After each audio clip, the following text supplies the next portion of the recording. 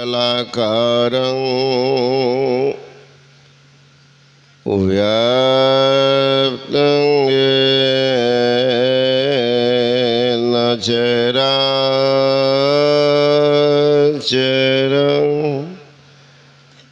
तत्पदं दर्शितं येन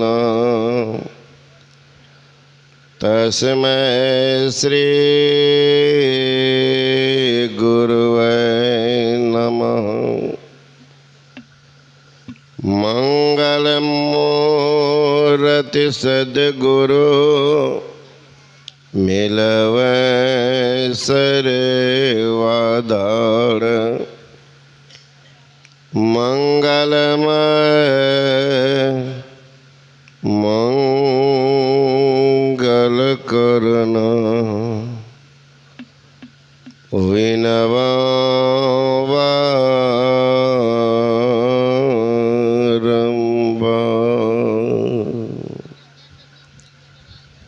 श्रद्धा की मूर्ति आदरणीय महात्मागण, संबे समादरणीय सत्संग प्रेम महानुभाव,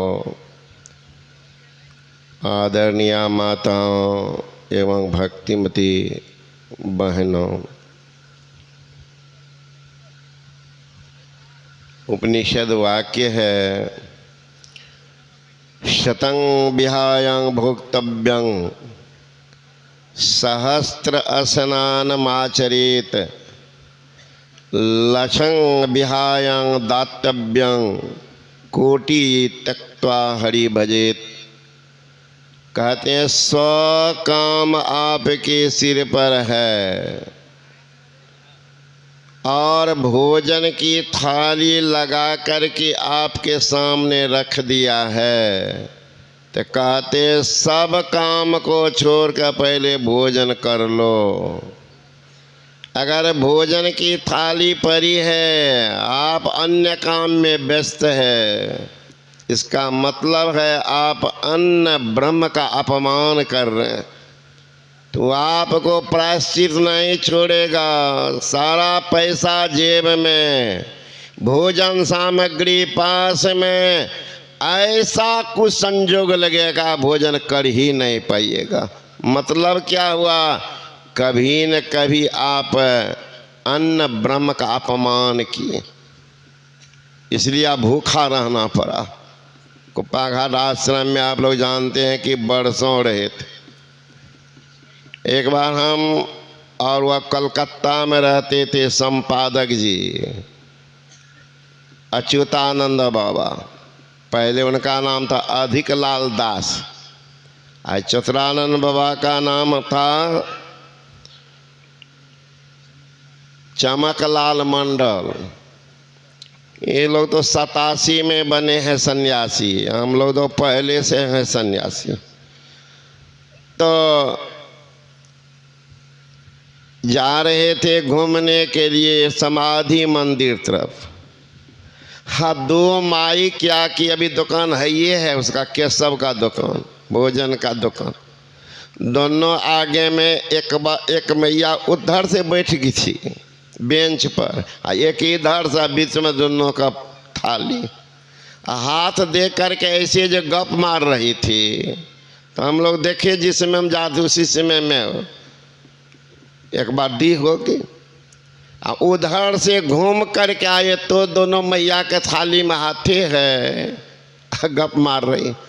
तो संपादक जी आकर कहते हैं, भाई अच्युतानंद बाबा, हे मैया, ऐ भोजन के की तकलीफ छे, बेचारा का दुख नहीं दे छो, इतना देर में तो खा पी कर उठ जेती हो, ते गप का कौन कौन जरूरी गप रह केकरा छोड़ दिल हो बेचारा। आ कहियो एहन तो कोहरत रहब, भोजन मिलबे कर तो पुत हुए लाइत दत है ना। तब दोनों हड़बड़ा करके खाने लगे। खेला ना बैठ के गड़ी करिए दिन भर, बताओ हम सब कहाँ गलिए घूर के अलिए आ तोरा हाथ थाली में पड़ल छ। तब है ये भोजन का अपमान है। भोजन के समय तो बात करना ही नहीं चाहिए, अति आवश्यक एक दो शब्द बोलिए। यहाँ तो हंसी मजाक भोजन के समय में चलता, कभी नहीं करना चाहिए। ब्रह्म है ब्रह्म, अन्न ब्रह्म का अपमान नहीं करनी चाहिए। सहस्त्र स्नान आचरित, 1000 काम आपके सिर पर है। स्नान करने का समय है तो स्नान कर लेना चाहिए। स्नान का तो बहुत महत्व नहीं समझते, कोई जानते भी नहीं। कभी देखे साधु बाबा जी 3-4 बजे नहाते हैं तो 2 बजे उठ करके नहा लेते हैं, बबजियों से फर्स्ट करके। कभी 10 बजे, कभी 12 बजे, कभी नहीं हुआ तो कभी होगा, कल लोग कर लेंगे। लेकिन महापुरुष ने नियुक्त किया है 3 बजे से 6 बजे सुबह, उसको कहते ब्रह्म मुहूर्त। उस समय की स्नान को कहते दीव स्नान, ऋषि स्नान। ऋषि लोग, महर्षि लोग, देवता लोग उसी नीरा वातावरण में स्नान करते। पुरुष का स्नान, औरत का भोजन बहुत कम लोग देख पाते। पुरुष का स्नान, औरत का भोजन। आजकल तो विपरीत हो गया, औरत सब भी अपने दूल्हे के साथे में धरा भर दे रही।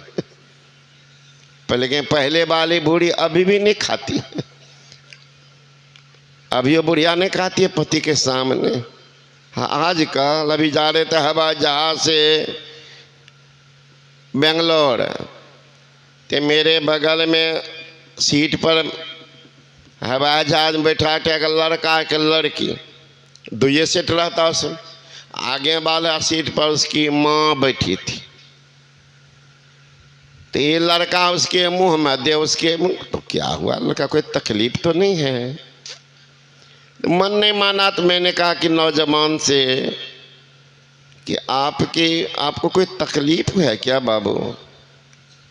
देखते हैं ये दंपति आपकी जो है पत्नी तो न विवाहिता मालूम पड़ता। हाँ बाबा, कोई तकलीफ है? कहा नहीं बाबा, तो तकलीफ नहीं है तो उठा के आपके मुंह में देती है, आप उसके मुंह में देते हैं। चिड़िया है, आहार दे रहे हैं बच्चा को, है ना। ये कौन है? कहा माँ। अम्मा बेचारी मुँह ढक। मैंने कहा कि माँ को शर्म आती है, आप बेशर्म हो गए हैं। कहा नहीं बाबा, स्टैंडर्ड है। कहा स्टैंडर्ड का किसी को? चिड़िया जैसे इसके मुंह में उसके मुंह में, वो दोनों घटा कर दे रहे हैं। थाली तो अलग अलग खाती थे के में, बताओ ये कौन स्टैंडर्ड? तो सतंग विहाय भोक्तव्य सहस्र स्नान आचरित, 1000 काम सुबह स्नान करो। 3 बजे 6 बजे सुबह का स्नान, उसको तो ऋषि स्नान, देव स्नान। 6 बजे से 11 बजे का स्नान को गृहस्थ स्नान कहते हैं। चले जाते हैं खेत, दुकान जाते हैं, थक जाते हैं। सूर्य की किरण पानी पर पड़ने के कारण पानी में गर्मी आती है और उस गर्म जल से स्नान करे, थकान दूर होती है। फिर उपासना बैठ कर कीजिए, ध्यान भजन कीजिए, तो कहते हैं उसको गृहस्थ स्नान। 3 बजे से 6 बजे ऋषि स्नान, 6 बजे से 11 बजे का स्नान को गृहस्थ स्नान, 11 बजे के बाद को स्नान कहते जानवर स्नान, कहते भैंसिया की जगह पानी बैठा दो। इसलिए स्नान का भी महत्व होता है। स्रंग विहाय वक्तव्यं सहस्र स्नान माच, लक्षण विहायं दातव्यं, लाख काम आपके सिर पर है। लेकिन कोई मांगने वाला मांगता गया है, यहाँ तक कि भोजन की थाली पर बैठ गए हैं या स्नानागार में स्नान करने चले गए हैं, बाहर से आवाज आती है भगत भिक्षान दे, निकल जाओ, पहले दान कर दो।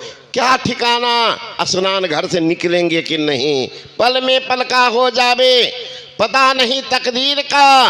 प्रभु ब्रह्मा ने लिखा है भाई, इसलिए भजन करो रघुवीर का।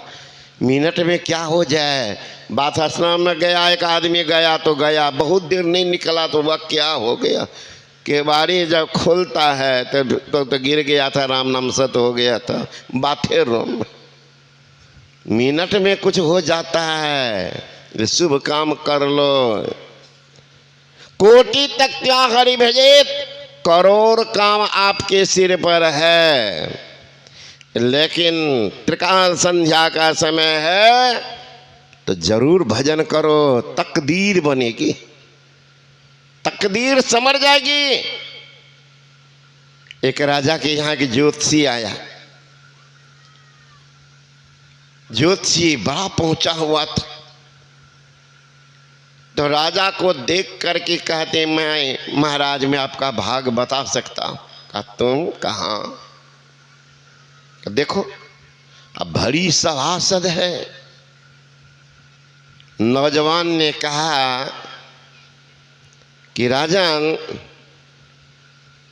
आप इस मुहूर्त में आपका जन्म हुआ था, उस मुहूर्त के कारण आप राजा बन गए, मुहूर्त में, और आपने जोगी की बात मानी है, जोगी की बात मानी, इसीलिए आप राजा बन के तैयार हो गए। इनाम तो बनता है।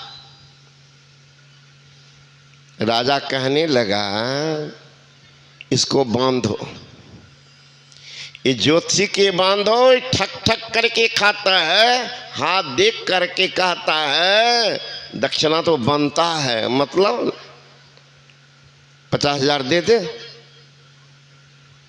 झूठ बोलता तुम। कहा मैं कहाँ, बांधो इनको। कहा क्यों? करे मूर्ख, उस मुहूर्त में तो हजारों हजार बच्चा जन्म लिए होंगे, सब राजा क्यों नहीं बना? ठगते हो। उसी मुहूर्त में सब जना, एक माँ बाप का संतान, सब राजा क्यों नहीं बनता? एक माँ बाप का संतान, कोई कलेक्टर, कोई कमिश्नर, कोई बीडीओ बनता है, कोई किसान बन के रहता है। मुहूर्त तो रहता सही, जन्मदाता तो एक ही है, सब क्यों नहीं बनता? झूठ बोला है पैसा ठगने के लिए, दो जगह जगह ठग लिया हमको। अरे बांध दो इसको। अब तो बेचारा चुपचाप है, इसका मुहूर्त तो सही है, रेखा तो सही है, मैं हस्तरेखा की विद्या को बहुत पढ़ा हूं, बिल्कुल सत्य है, लेकिन फंस कहाँ गया हूं। जब देखा एक वृद्ध आदमी थे पीछे में बैठे हुए, देखा कि ज्योतिषी को दंड देगा, वो धीरे से नजदीक आए। कहा राजन, ज्योतिषी जो भी कहा है बिल्कुल ठीक कहा, आप समर्थन में आए हो? कहा मैं समर्थन में आया हूं। ठीक कहा, एक समय में, एक मुहूर्त में सब राजा क्यों नहीं बना? कहा ये बेचारे नहीं बोल रहा, अब मैं बोलूंगा आपको विश्वास नहीं होगा। अगर विश्वास करना है अब जाइए जंगल, जंगल जाइए, एक महात्मा आपको मिलेंगे, वो बता देंगे, फिर इसको रखिए बांध करके। अब मैं भी यहीं रहता हूं, जाऊंगा नहीं, फिर लौट के आइएगा तब बताइएगा कि गलत है कि सही, बता देगा, जाइए। अब राजा है, मंत्री, सैकड़ों सिपाही साथ चले, चलो देखते हैं क्या बात। गया जंगल, जो ही प्रवेश किया जंगल तो देखते हैं एक महात्मा बैठे हुए। अब महात्मा चिमटा से मांस को नोच रहा है, मांस, अपने शरीर के मांस को। राजा जाते वहां पर देख कर कहते वो महात्मन, मैं आपसे कुछ जानने के लिए आया। कहा हाँ महाराज, क्या जानने आए हो? मैं जानता। का क्या जानते हैं? कि एक मुहूर्त में जन्म लेने वाला सब राजा क्यों नहीं बनता, सब वीडियो कलेक्टर क्यों नहीं बनता, सब था एक ही साथ क्यों नहीं बनता, यही न पूछने आए हो? उनका तो होश उड़ गया, अभी तो बोले भी नहीं। देख रहे हो, मैं क्षुधापूर्ति के लिए भूख से इतना व्याकुल हो, कुछ नहीं मिला तो मांस नोच के खा रहा हूँ। जाओ आगे जाओ, तेजी में जाओ, एक महात्मा मिल जाएंगे आगे जंगल में, वो तुमको बता देंगे। राजा सोचा क्या पहलू है, अच्छा चलो आगे बढ़ते। बीच जंगल में एक महात्मा बैठा हुआ और धुनी रमा है, एकदम जलती हुई आग को पकड़ पकड़ के खा रहा। कहा महाराज मैं कुछ जानने के लाया हूं। कहा यही जानने आए हो ना कि एक मुहूर्त में सब राजा क्यों नहीं बनते, सब मुहूर्त एक ही मुहूर्त में कलेक्टर कमिश्नर क्यों नहीं बनते, यही जानने आए हो ना। कोई राजा क्या बात है भाई, जिसके पास सब जानता है। कहा बताओ ना क्यों। कहा देख रहे हो मैं भूख से व्याकुल हूं, कुछ नहीं मिला, आग खा रहा हूं, आग निकल रहा हूं। जाओ तेजी में जंगल के पार, वहां कोई ग्रामीण मिलेंगे, एक बच्चा जन्म लेगा, तुम्हारे जाते ही वो बच्चा उत्तर दे देगा, जल्दी जाओ नहीं तो बच्चा जल्दी मर जाएगा, उत्तर नहीं पाओगे। जाओ तेजी में। दौड़ता गया राजा, तेजी में गाँव गया, पता किया कोई बच्चा जन्म लिया। कहीं कहा हाँ वो फलने के यहाँ 1-2 घंटा पहले बच्चा जन्म लिया है। राजा वहाँ गए, बच्चा देखा है ना। कहा राजन किधर आए हो, यही जानने के लिए ना कि एक मुहूर्त में सब जन्म लेने वाला राजा, सब कोई पदाधिकारी, सब कोई धनवान क्यों नहीं बनता, गरीब क्यों बन जाता, कंगाल क्यों बनता, अनपढ़ गंवार क्यों रहता है, मुहूर्त वही रहता है, यही जानने आए हो ना। अब इनका तो होश उड़ गया राजा को। कहा महाराज, कहा सुनो तेजी में, शांत होकर बैठ जाओ, मैं जल्दी मर जाऊंगा, इसलिए सुन लो। पहला मिला होगा आपको एक महात्मा जो शरीर का मांस खाता होगा, कहाँ। दूसरा जंगल में मिला होगा जो आग खाता होगा, कहाँ। तीसरा हम मिले हैं, और चौथा आप चारों सगे भाई। हम लोग राजा की बेटा है, हम लोग राजकुमार थे, 2 जन्म पहले राजकुमार थे, शिकार खेलने गए थे। संयोग ऐसा बना कि हम लोग भटक गए, जंगल का रास्ता था, कभी इधर तो कभी इधर उधर, बाहर जाने का रास्ते नहीं मिल रहा था। क्या पता कौन उसमें लग गया था, जुक्ति रास्ते नहीं मिल रहा था, भटक गए। 4 दिन हो गया था। भूख से जब व्याकुल हो गए तो क्या करते, इधर उधर तड़प रहे थे। आगे जो बढ़ा तो एक जगह देखा आटा की पोटली, मैंने देखा, उठा करके भागा अपने भाई के पास, भैया आटा मिल गया है। कहा रोटी सेक लो, रोटी सेको। पत्थर पर पत्थर मार के अग्नि प्रकट किया, जलावन पर रोटी सेक लिया, 4 रोटी बनी। चारों भाई बैठ गए खाने। तब तक एक वृद्ध महात्मा आते हैं। ओ राजकुमार, ओ राजकुमार, 7 दिन का भूखा हूं, अब प्राण निकलने वाली है, थोड़ा हमें दे दो। पहला जो मांस खाता होगा उन्होंने कहा, रे पागल, हम तो अपने 4 दिन के भूखे राजकुमार, राजघराने में पाला हुआ, कभी दुख का मुख ने देखा था, विधाता ने कौन चाल चली, ये भोजन नहीं मिली है, अपने व्याकुल हैं, तुमको मैं दे दूंगा, तो मैं क्या मांस खाऊंगा, मूर्ख भागो यहाँ से, मैं मांस खाऊंगा।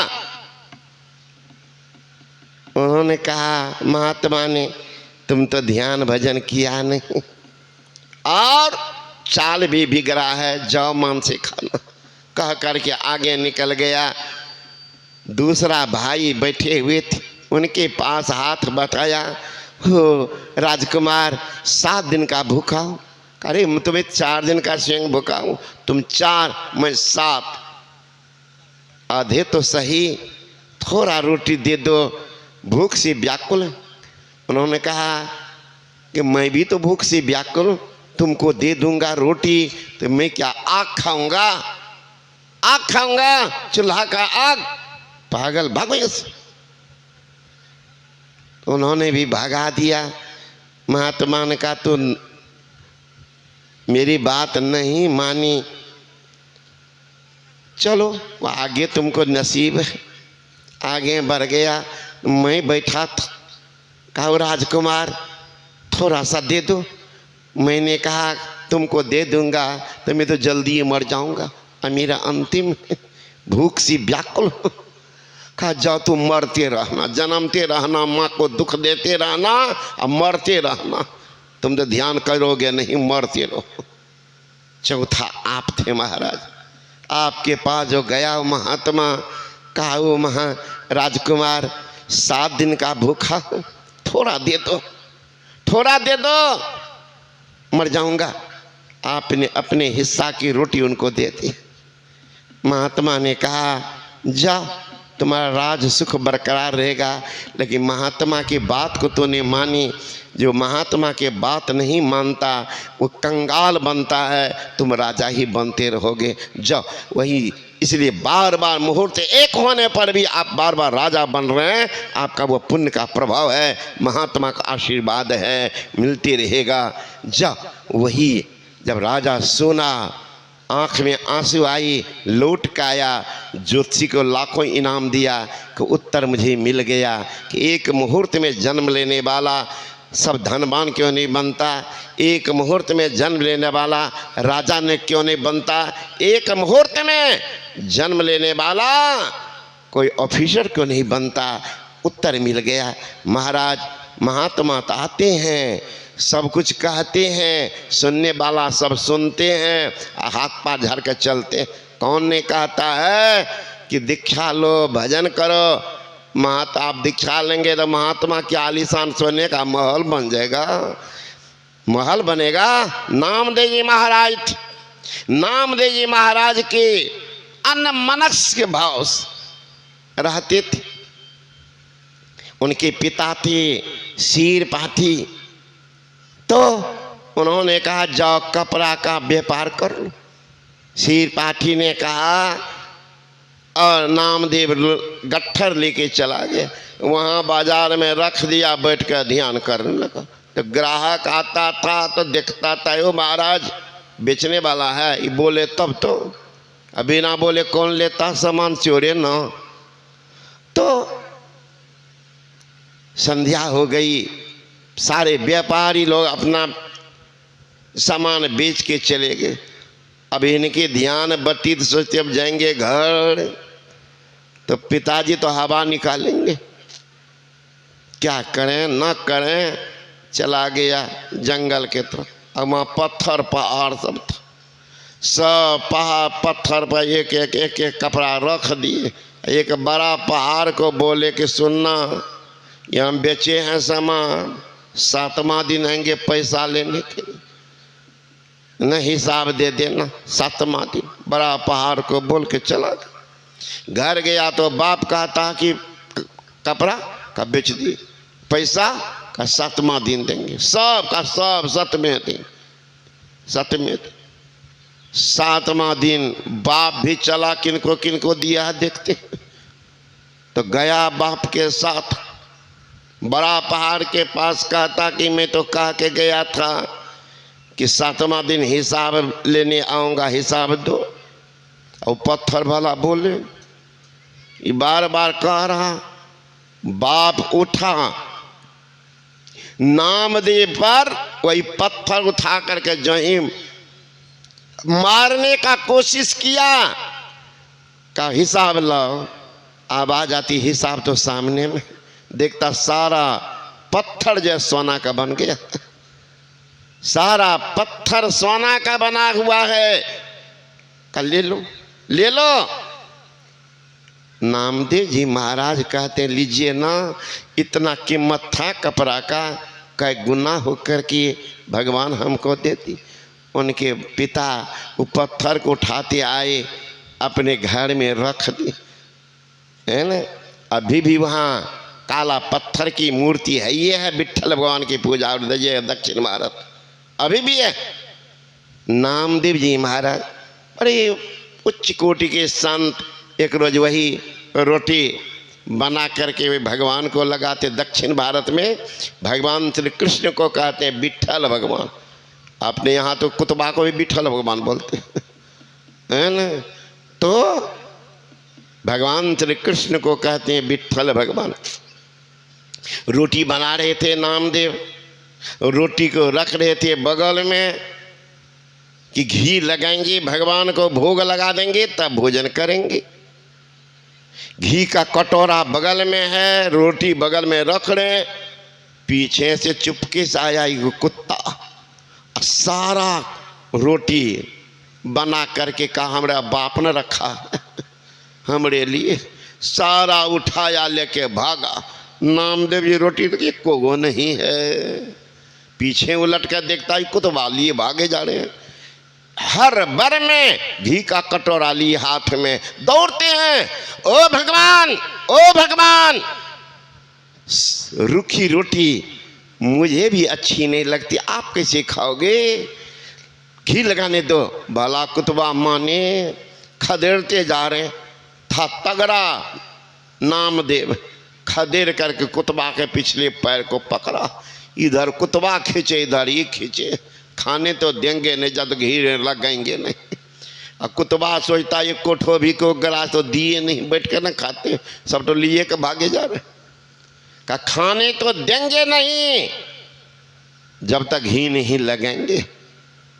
पकड़ के कुतबा के मुंह से रोटी छीना, घी में पूरा डुबा दिया कटोरा में, कहते अब खाइए, आपको अच्छी लगती। लिखा है जर्रे जर्रे में झांकी भगवान की, कोई सूझ वाले आंखों ने पहचान की। नामदेव ने बनाई रोटी, पीछे कुत्ते ने उठाया, पीछे घी का कटोरा लिए जा रहा।